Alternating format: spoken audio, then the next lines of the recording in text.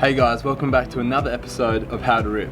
In today's episode we're going to discuss the Seaside by Machado Surfboards and Firewire.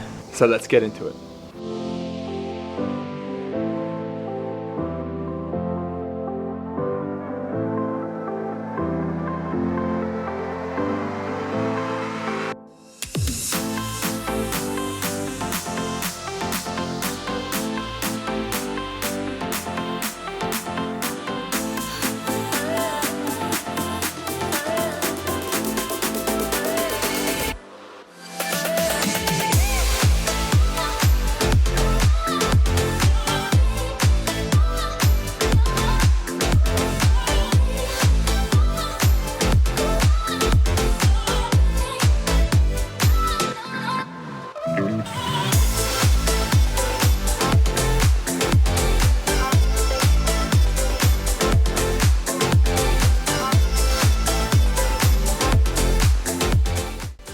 So the reason why this board really appealed to me when I saw it released was because I surf small waves all the time and I'm always looking for boards that go well in those sorts of conditions, as you may have seen if you've watched some of our other videos. And recently I had a chance to get a Go Fish, which is kind of a fishier version of the Seaside. So when the Seaside came out, it was sold as a more high performance, pulled in nose, pulled in tail version of the Go Fish as a quad. So it was more high performance, and this was something I was really excited about getting on. There's a few qualities that I love about this board, so let's get into them now.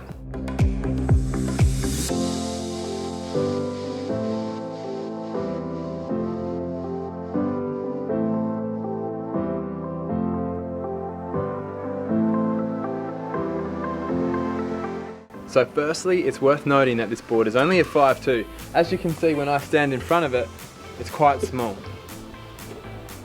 So you might be curious to know, how does this board actually paddle being so short for me? Well, the answer is it paddles very well, but I do find that there's only a small sweet spot when it comes to paddling. And I find if I'm too far back, then obviously I'm struggling. If I'm too far forward, I'm struggling again. So to find that perfect balance between the two, there really only seems to be a little bit of room to put your chest. So that took a little bit of getting used to. But once I found that, I had a ball and I could catch waves easily. So as you can see here, or maybe even can't see, that board is hardly visible underneath my chest because it's so small. But have a look at this. This wave is pretty fat and it's pretty average, but I was able to paddle in easily, get speed, and then do some turns.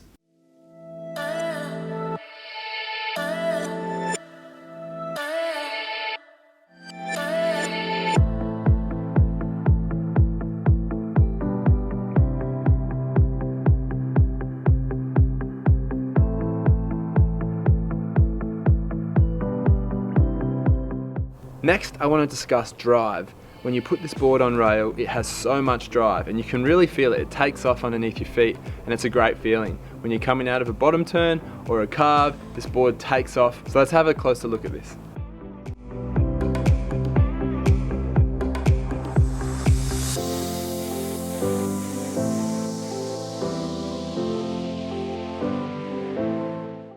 So more than any other board, as soon as you lean into your toes or your heels, I could feel this thing accelerate, and it was really obvious, and I think in the footage you can see the same thing. I mean, check this out here. Leaning into my toes to hit that lip, then the board accelerates. Even though it looks like you don't have that much speed, as soon as you put it on rail, it takes off.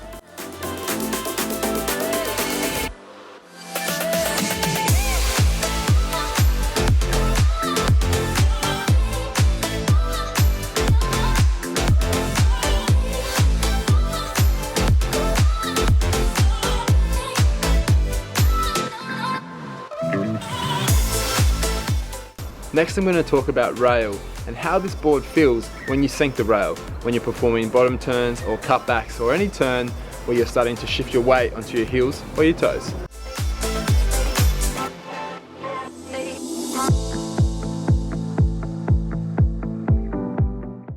So you can see in this example here that as soon as I put this board on rail, it actually allows me to have a tighter arc, so I can turn tighter than I could, for example, on the Go Fish. And then see, as I hit the foam here, the tail releases. It really wants to release. And that's a great feeling in waves like this. And as you can see here, this was a fat, flat section, and as I put it on rail, it really took off, allowing me to complete that maneuver with speed.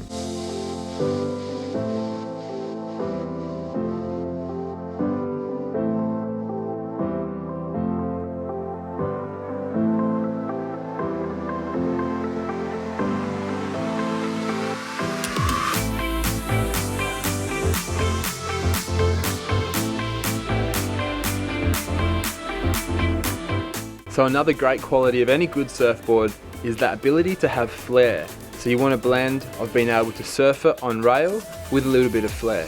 Now I've already said that on rail this board goes really well, and it also provides you with that bit of flair, and when I say flair I'm talking about the ability to release the tail during turns or in different sections.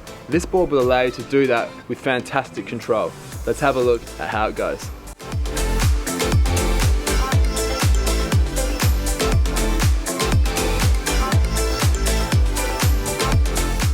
I think this turn here really demonstrates how easy it is to slide the tail on this board.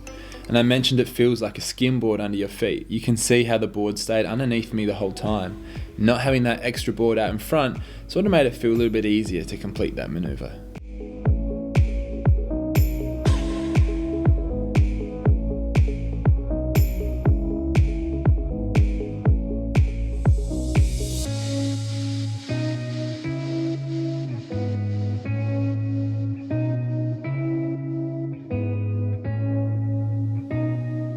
So to quickly summarise all these points together, number one, this board paddles really well despite the fact that it's only a 5'2" and I'm 5'8". Now usually my normal shortboard would be around a 5'10", 5'11", and my normal small wave board would be around a 5'7" or a 5'6". So a 5'2" is much smaller than I've surfed in recent times, but I had no worries catching the waves that I wanted and paddling this board around the place. This board has so much acceleration. As soon as you surf it and you put it on rail, you can feel it instantly. It just takes off whenever you put the board on rail. And on top of all those things, this board has flair. It allows you to slide the tail, it allows you to perform more progressive turns with ease, because it kind of feels like a skimboard. And being shorter and a little bit wider, it gives you that ability to keep the board under your feet as you're doing those turns. A little bit more control, and it also makes them a little bit easier. And the very last thing I'll quickly touch on is the technology. So the Seaside is made with a helium construction. Now I won't get into the details of that, but I will quickly discuss how it felt for me under my feet. Now compared to the LFT, which the Go Fish had that I surfed, I could notice a big difference in that the helium was lighter and it was more buoyant, and it certainly had more flex. Now in small waves, that's ticking all the boxes to make that experience more enjoyable. It also helps you gain speed and get over those flat, mushy sections with ease.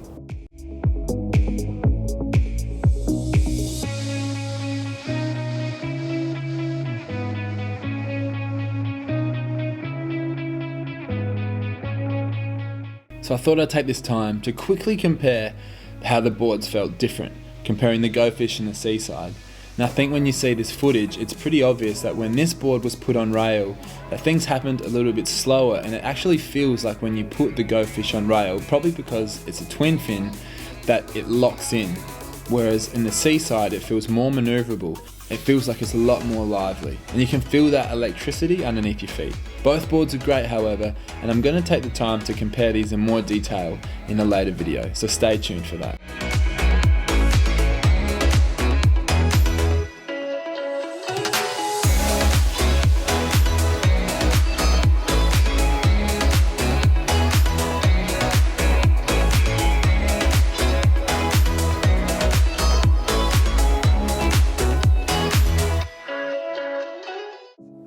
Guys, thanks for watching the video today. I hope that now you have a better understanding of how this board goes when it's in the water, and if it's going to be the right board for you. I would certainly recommend this board for an intermediate level surfer and above who's looking for a small wave performance board with a little bit of fish in there. It's a great board and I had a lot of fun.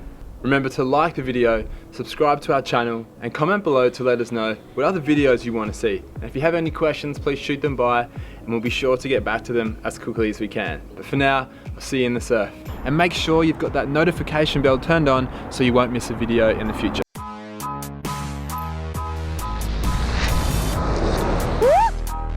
Something like this one. On the wave, then looking